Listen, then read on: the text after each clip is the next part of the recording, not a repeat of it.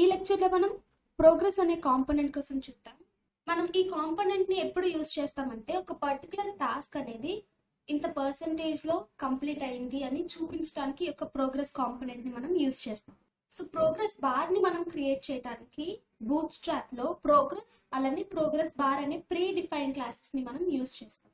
ఈ progress bar ని మనం క్రియేట్ చేసేటప్పుడు ఆ progress bar taluka with height ని ఎలా చేంజ్ చేసుకోవచ్చు, అలానే లేబుల్ మనం ఎలా ప్లేస్ చేసుకోవచ్చు, అలానే ప్రోగ్రెస్ బార్ తాలూకా బ్యాక్గ్రౌండ్ కలర్ ని మనం ఎలా చేంజ్ చేసుకోవచ్చు, అలానే ఆ ప్రోగ్రెస్ బార్ కి స్ట్రిప్ట్ లైన్స్ ఎలా ఇవ్వచ్చు, అలానే ఆ స్ట్రిప్ట్ ప్రోగ్రెస్ బార్ కి యానిమేషన్ ని మనం ఎలా అప్లై చేయొచ్చో చూద్దాం. సో ఫస్ట్ నేను నా ప్రోగ్రెస్ ని క్రియేట్ చేసుకుంటున్నాను. డివిజన్ ట్యాగ్ తీసుకొని అందులో ప్రోగ్రెస్ అనే ప్రీ డిఫైన్ క్లాస్ ని అసైన్ చేస్తున్నాను. ఇప్పుడు మనం అవుట్పుట్ ని చెక్ చేద్దాం. చూసారు కదా నా ప్రోగ్రెస్ అనేది వచ్చింది.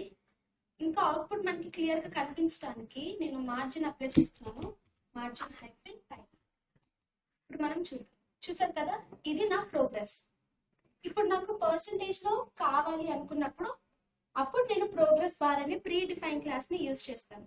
సో డివిజన్ లో ఇంకొక చైల్డ్ డివిజన్ ని తీసుకుంటున్నాను. ఆ చైల్డ్ డివిజన్ కి నేను ప్రోగ్రెస్ బార్ అనే ప్రీ డిఫైన్ క్లాస్ ని యూజ్ చేస్తున్నాను.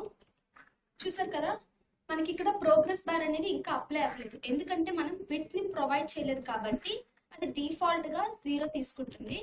ఫర్ ఎగ్జాంపుల్ కి ఇక్కడ నేను ఒక 25% తీసుకుంటున్నాను. చూసారా నా ప్రోగ్రెస్ బార్ అనేది 25 వరకు ఆక్యుపై చేసుకుంది. సో ఇది నా ప్రోగ్రెస్ బార్. ఈ గ్రే కలర్ లో ఉన్నది ప్రోగ్రెస్. సో ఈ ప్రోగ్రెస్ బార్ కి కొన్ని అట్రిబ్యూట్స్ ని యాడ్ చేద్దాం. ఫస్ట్ నేను ప్రోగ్రెస్ బార్ రోల్ అప్లై చేస్తున్నాను. రోల్ వచ్చేసి మనకి ప్రోగ్రెస్ బార్. అలానే ఏరియా అట్రిబ్యూట్స్ ని అప్లై చేసుకుంటున్నాను. అది ఏంటి అంటే ఏరియా వాల్యూ మినిమం వాల్యూ నేను 0 ఇస్తున్నాను. అలానే ఏరియా వాల్యూ మాక్సిమం 100 ఇస్తున్నాను. అలానే ఏరియా కరెంట్ వాల్యూ ఇస్తున్నాను. ఇక్కడ value now is equals to 25%. ఇప్పుడు మనం అవుట్పుట్ ని చెక్ చేద్దాం. చూసారు కదా 25% ఆఫ్ ప్రోగ్రెస్ బార్ అనేది ఇక్కడ మనకి కనిపిస్తుంది. అలానే మనం 50% కి 75% కి 100% కి కూడా చూద్దాం. ఇక్కడ నేను 50% ఇస్తున్నాను కాబట్టి నాకు కరెంట్ వాల్యూ కూడా 50 ఉండాలి. అలానే ఇక్కడ నేను 75% ఇస్తున్నాను, సో నా కరెంట్ వాల్యూ 75 ఉండాలి. 100% ఇస్తున్నాను విత్, సో కరెంట్ వాల్యూ కూడా 100% ఉండాలి. సో ఇక్కడ నేను నా కరెంట్ వాల్యూని 0 చేస్తున్నాను, అలానే విత్ ని కూడా 0 చేస్తున్నాను. ఇప్పుడు మనం అవుట్పుట్ ని చెక్ చేద్దాం. చూసారు కదా నా ప్రోగ్రెస్ బార్ అనేది 25% ఆక్యుపై చేసుకుంది, ఇది 50% ఆక్యుపై చేసుకుంది, ఈ ప్రోగ్రెస్ బార్ 75% ఆక్యుపై చేసుకుంది, ఈ ప్రోగ్రెస్ బార్ 100% ఆక్యుపై చేసుకుంది. మనం ఇక్కడ లాస్ట్ ప్రోగ్రెస్ బార్ కి మనం వాల్యూ అనేది 0 ఇచ్చాం కాబట్టి మనకి కనిపించదు. సో మనం ఈ W25 ని ఇన్లైన్ స్టైలింగ్ లో కాకుండా మనం డైరెక్ట్ గా ప్రీ డిఫైన్ క్లాస్ యూజ్ చేసి చేసుకుంటాం అనమాట. ఇప్పుడు నేను ఈ విత్ ని తీసేసి ఇక్కడ నేను ఇన్లైన్ స్టైలింగ్ అనేది ఇచ్చాను, 25% ఇచ్చాను విత్. అవుట్పుట్ చూడండి సేమ్ వచ్చింది కదా, 25% ముందు ఆక్యుపై చేసుకుంది, ఇప్పుడు కూడా 25% ఆక్యుపై చేసుకుంది.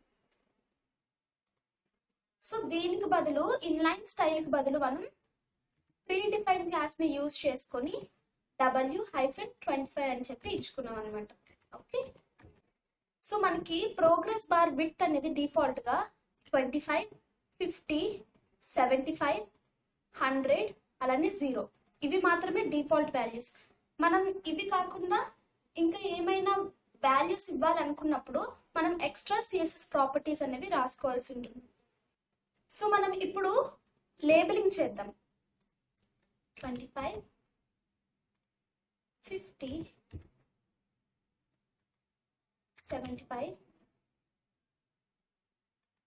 100. చూసారు కదా నేను ఏదైతే లేబుల్ చేశానో అది నాకు ప్రోగ్రెస్ బార్ లో మిడిల్ లోకి వచ్చింది. నా ప్రోగ్రెస్ బార్ 25% ఆక్యుపై చేసింది. ఆ 25% లో మిడిల్ మిడిల్లోకి 25 అనేది వచ్చింది, లేబుల్ అనేది వచ్చింది.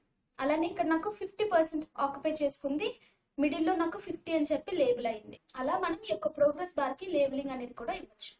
సో ఇప్పుడు నేను నా ప్రోగ్రెస్ బార్ తాలూకా హైట్ని చేంజ్ చేసుకోవడానికి పేరెంట్ ఎలిమెంట్కి హైట్ని ప్రొవైడ్ చేస్తున్నాను. ఇక్కడ నేను ఇన్లైన్ స్టైలింగ్ ఇస్తున్నాను. చూసారు కదా, ఎప్పుడైతే నేను నా పేరెంట్ ఎలిమెంట్కి హైట్ అనేది అసైన్ చేశానో ఆటోమేటిక్గా నా ప్రోగ్రెస్ బార్ తాలూకా హైట్ అనేది ఎక్కువైంది. ఇప్పుడు మనం ప్రోగ్రెస్ బార్కి డిఫాల్ట్గా ఏ కలర్ వచ్చింది? బ్లూ కలర్ వచ్చింది. ఇప్పుడు మనం ఈ యొక్క బ్యాక్గ్రౌండ్ కలర్ని చేంజ్ చేద్దాం. సో మనం బ్యాక్గ్రౌండ్ కలర్ అనేది ప్రోగ్రెస్ బార్కి కాబట్టి చేంజ్ చేస్తున్నాం. ప్రోగ్రెస్ బార్ అనే క్లాస్లోనే అడిషనల్గా ఇంకొక క్లాస్ని యాడ్ చేసుకోవాలి. ఇప్పుడు సపోజ్ ఇక్కడ బీజీ డేంజర్ అంటే బ్యాక్గ్రౌండ్ కలర్ డేంజర్ అని. సో డేంజర్ అని ఎప్పుడైతే క్లాస్ని యూజ్ చేస్తామో మనకి బ్యాక్గ్రౌండ్ కలర్ రెడ్లో వస్తుంది. అవుట్పుట్ చెక్ చేద్దాం. చూసారు కదా, డిఫాల్ట్గా మనకి బ్లూ కలర్లో వచ్చింది ప్రోగ్రెస్ బార్ తాలూకా కలర్, కానీ మనం చేంజ్ చేసుకున్నాం. సో ఇలా మనం ఏ కలర్ యూటిలిటీ క్లాస్నైనా మనం యూజ్ చేసుకోవచ్చు. ఎగ్జాంపుల్కి ఇక్కడ నేను సెకండరీ ఇచ్చాను, చూసారు కదా, నాకు గ్రే కలర్లో వచ్చింది. ఇప్పుడు నేను ఇంకో దానికి గ్రీన్ కలర్ ఇస్తున్నాను. చూసారా, గ్రీన్ కలర్ అనేది అప్లై అయ్యింది మన ప్రోగ్రెస్ బార్కి. సో ఇలా మనం ఏ కలర్ యూటిలిటీ క్లాస్నైనా యూజ్ చేసుకోవచ్చు. సో ఇప్పుడు మనం ప్రోగ్రెస్ స్ట్రైప్ బార్ చూద్దాం. నా ప్రోగ్రెస్ బార్ అనేది స్ట్రైప్లో రావడానికి ప్రోగ్రెస్ బార్ హైఫెన్ స్ట్రైప్డ్ అనే ప్రీ డిఫైన్ క్లాస్ని యూజ్ చేశాను. అప్పుడు చూడండి, నా ఫస్ట్ ప్రోగ్రెస్ బార్ అనేది స్ట్రైప్డ్ లైన్స్లో వచ్చింది కదా. అలానే మనం అన్నిటికీ అప్లై చేద్దాం. ఇప్పుడు మనం అవుట్పుట్ని చెక్ చేద్దాం. చూసారు కదా, నా ప్రోగ్రెస్ బార్కి స్ట్రైప్డ్ లైన్స్ అనేవి అప్లై అయ్యాయి. సో ఇప్పుడు మనం ఈ స్ట్రైప్డ్ లైన్స్కి యానిమేషన్ అప్లై చేయడానికి ప్రోగ్రెస్ బార్ యానిమేటెడ్ అని చెప్పి ప్రీ డిఫైన్ క్లాస్ని యూజ్ చేసుకోవాలి. చూసారా, నా ఫస్ట్ ప్రోగ్రెస్ బార్ అనేది యానిమేట్ అయింది, లైన్స్ అనేవి మూవ్ అవుతున్నట్టు అనిపిస్తుంది కదా ఇక్కడ. సో ఇలా ఈ యొక్క లైన్స్ని మూవ్ చేయడానికి మనం ప్రోగ్రెస్ బార్ యానిమేటెడ్ అనే ప్రీ డిఫైన్ క్లాస్ని యూజ్ చేసుకోవాలి.